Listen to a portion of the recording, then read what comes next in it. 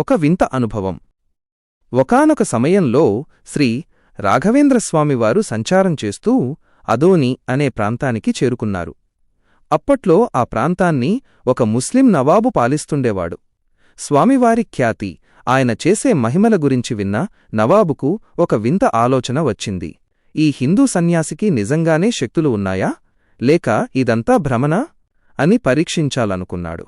పరీక్షకు సిద్ధమైన నవాబు ఒక వెండి పళ్ళెంలో మాంసాహారాన్ని నన్ వెజ్ ఉంచి దానిపై ఒక పట్టు వస్త్రాన్ని కప్పించాడు. ఆ పళ్ళెమును స్వామివారి ముందుకు తీసుకువెళ్ళి, స్వామీ, ఇది మీకు నేను సమర్పిస్తున్న కానుక, స్వీకరించండి అని వెటకారంగా అన్నాడు. నిజానికి సన్యాసులు మాంసాహారాన్ని తాకరుకూడా. అది తెలిసే నవాబు ఈ పని చేశాడు. స్వామివారి మహిమ. రాఘవేంద్రస్వామి నవ్వుతూ, ఏమాత్రం కోప్పడకుండా తన కమండలంలోని నీటిని ఆ పళ్ళెంపై చిలకరించి మంత్రం చదివి అక్షింతలు వేశారు. ఆ తర్వాత నవాబుతో ఇలా అన్నారు, నాయనా, భగవంతుడికి అర్పించే ప్రసాదం ఎప్పుడూ పవిత్రంగా ఉండాలి.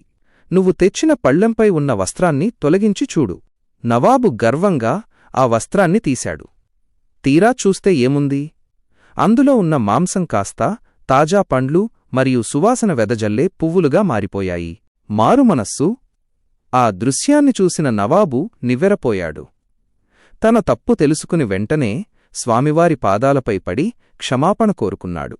స్వామివారి దివ్యశక్తిని నమ్మి తన రాజ్యంలో కొంత భూమిని దానం చేస్తానని మొక్కుకున్నాడు. అలా స్వామివారు కోరుకున్న ప్రాంతమే నేటి మంత్రాలయం, మాధవరం. ముఖ్యమైన విషయం: రాఘవేంద్రస్వామి కథల్లో ప్రధానంగా కనిపించేది సహనం. తనను అవమానించాలని చూసిన నవాబును కూడా ఆయన శపించలేదు, కేవలం తన మహిమతో అతనిలో మార్పు తెచ్చారు. అందుకే ఆయనను రాఘవేంద్రాయ సత్యధర్మ రతాయచ అని కొలుస్తారు.